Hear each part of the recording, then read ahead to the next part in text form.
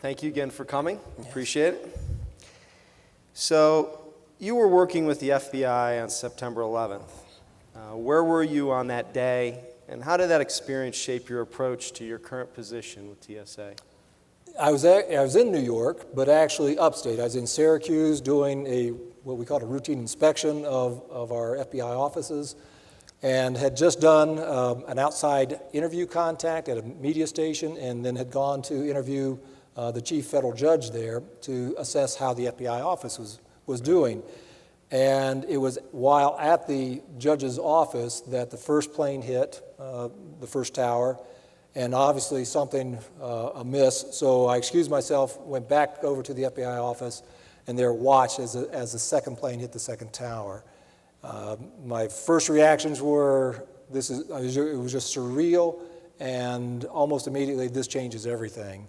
So it's that focus of saying we have to have a sense of urgency of what we're doing to prevent that from happening, and then also how can we work interdependently, not only within the governments worldwide, but with private industry to do everything possible to keep that from happening again. Yeah, you mentioned private industry. In the corporate world, we're always looking for ways to stay in front of the competition, but in your world, the competition is terrorists. So how do you stay in front of tomorrow's threats? I mentioned these multiple layers of security that we have, and the best layer of security that is available to us is intelligence.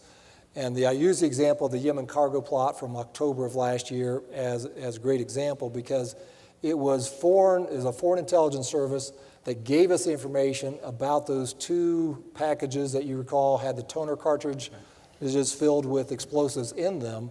They gave us the specific information about those packages, and so we were able to track those down and prevent those two planes, the UPS and FedEx plane, from blowing up. So that's the type of intelligence that is needed. So I start every day with an intelligence briefing from intel around the world, trying to be informed as to what the terrorists are doing. Of course, the latest information about, they're talking about even doing surgically implanted devices, bombs, inside people. So what can we do working with our foreign partners to try to identify and prevent those folks and get on planes coming to the U.S.? So it is more about intelligence than technology, or both? It's a combination. So it's intelligence, it's technology, and it's human interaction. And so it's the key is the melding of those in multiple layers, and really trying to focus on how we can identify a possible terrorist before he or she ever gets to an airport. Right, okay. Well, let's talk about screening at the airport. We're both frequent travelers. We're both fathers. Do you feel completely confident that the screening machines in the airports are safe? I do. I have great confidence in what the various outside studies have done in terms of assessing the safety. So I go through frequently, and I'm not a scientist, but I rely on those studies to give me the highest level of confidence. And the analogy that I've been told and go with is that going through the machine one time is equivalent of about 3 minutes of flying at altitude, 35,000 feet. Okay. And no concerns with your children going through them? It's their choice. If they decide they want to opt out, and then they get a pat down and they go that way. So how does TSA balance security and protecting the rights of the individual along those same lines? Yeah, so something that I think really came to fruition, or came to a head, I should say, last Thanksgiving, and everybody recalls the National Opt-Out Day that people were looking at. And so the key is that we can reassure people that we are there to help protect them and their loved ones, that we're doing everything possible in the most professional way to do that. And because of how terrorists have evolved, willing to violate our societal norms, putting a bomb in your underwear, come on.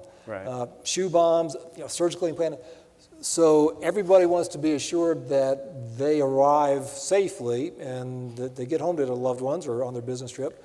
And by the way, everybody else wants to make sure that you on that flight have also been thoroughly screened. So it is a balance.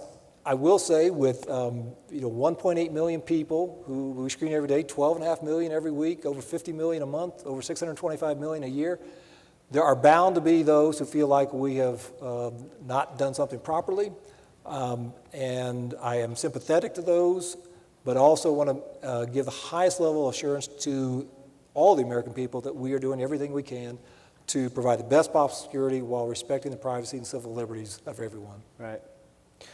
Well, on the subject of screening, we sent a camera crew out to a few random folks on the street back in Alexandria, and we asked them how they feel about the job TSA is doing.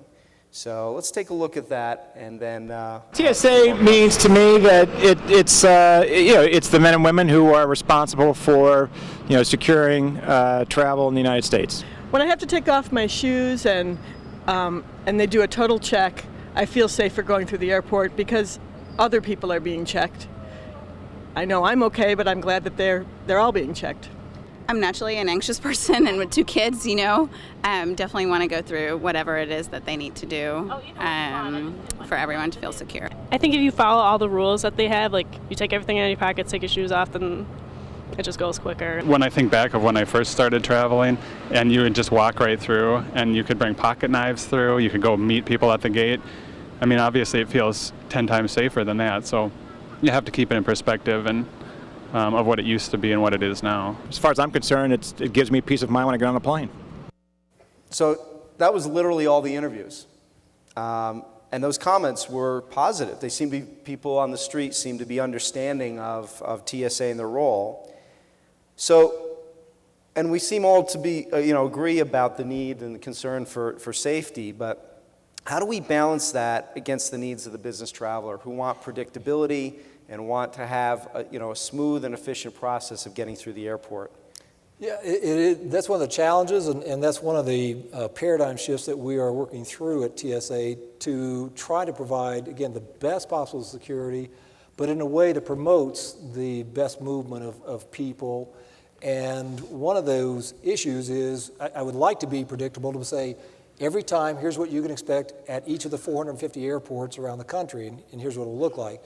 The issue that concerns me is the more predictable we become, the more terrorists can basically go to school, learn from our predictability, and that's why, even though it's an inconvenience and it's not the most enjoyable perhaps, but we've got to have random and unpredictable screening. So under our new risk-based security initiative, for all of you who are frequent travelers, if you're a member of CBP's Global Entry, the goal is to expedite your physical screening because we know a lot more about you before you ever get to the checkpoint.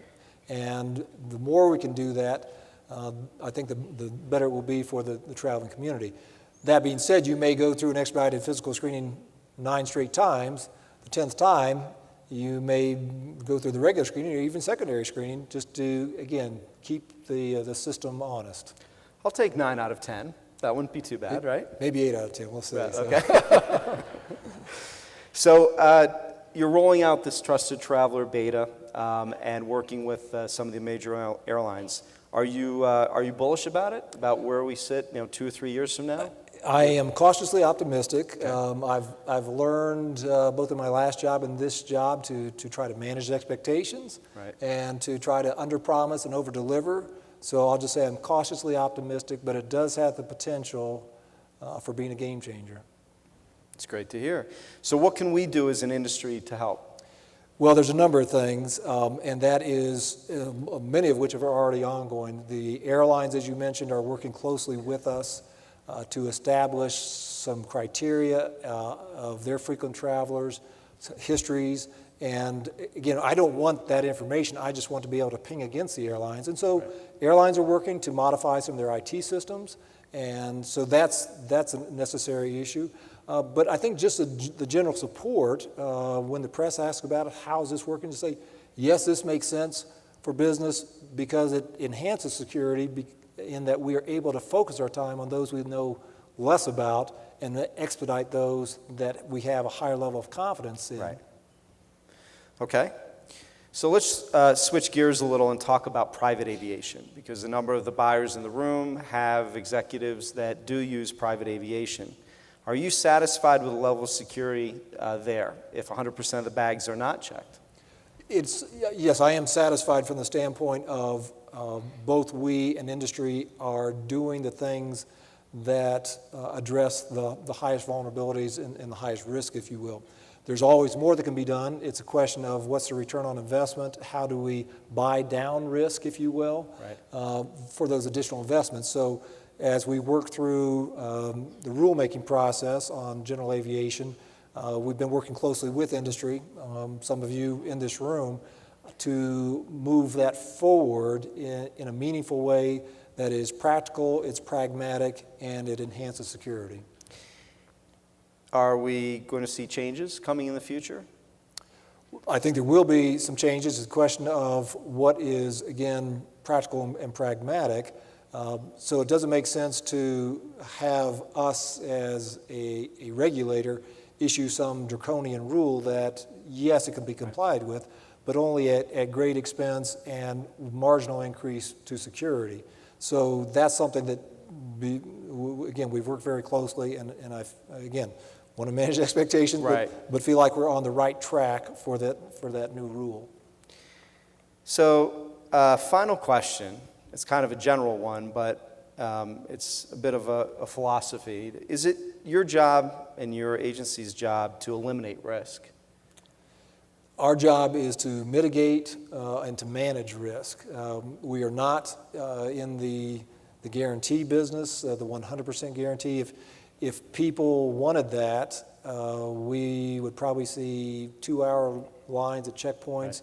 The global supply chain would come to a grinding, maybe not a halt, but would slow down substantially because of that level of getting to where we are doing the risk mitigation, risk management to try to get to risk elimination is simply not practical. Right. Well, thank you again for coming. We appreciate your time. This has been terrific. Ladies and gentlemen, Mr. John Pistole. Thank you. Thank you, Mike. Thank you. Appreciate the opportunity. Okay.